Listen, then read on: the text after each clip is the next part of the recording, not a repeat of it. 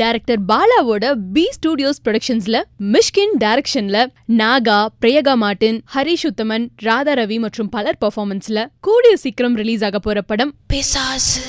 ரீசெண்டா தான் ட்ரைலர்ல லான்ச் பண்ணிருக்காங்க. என்னடா ஹீரோ நாகாவை பார்த்தா ஆதலால் காதல் செய்வீர் படத்தோட ஹீரோ சந்தோஷ் ரமேஷ் மாதிரியே இருக்கேன்னு யோசிச்சுங்க. பார்த்தா அவரோட தம்பி தான் இந்த நாகாவாம். பாலா சார் கிட்ட வேற கொஞ்ச நாள் அசிஸ்டண்டா வேலை பார்த்திருக்காராம். மிஷ்கின் படம்னாவே கிட்டத்தட்ட பேய் படம் மாதிரி தான் இருக்கும். நிறைய நைட் ஷூட்டிங், சப்வே ஷாட்ஸ். இவரு ஃபர்ஸ்ட் டைம் ஒரு பேய் படம் எடுக்க போறாரு.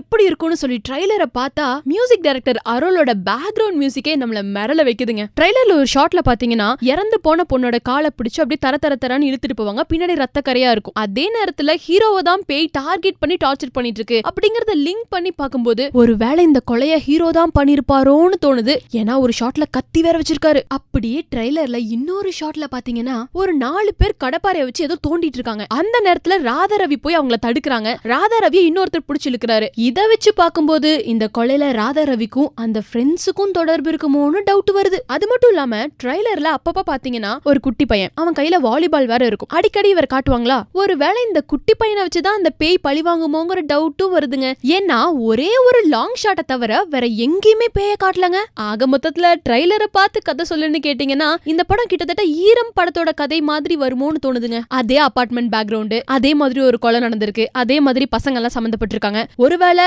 ஹீரோ ஹீரோயின் 2 பேரும் ஹஸ்பண்ட் அண்ட் ஒய்ஃபா இருந்திருக்கலாம். ஹீரோவோட அப்பா ராதா ரவியா இருந்திருக்கலாம். ஏதோ ஒரு சண்டைனால ஹீரோ ஹீரோயினை கொல்ல இதுக்கு ஃப்ரெண்ட்ஸ் உடந்தையா இருக்க இந்த பேய் வந்து ஹீரோவோட ஃப்ரெண்ட்ஸ பழி வாங்குறது தான் படத்தோட கதையா இருக்கலாம்.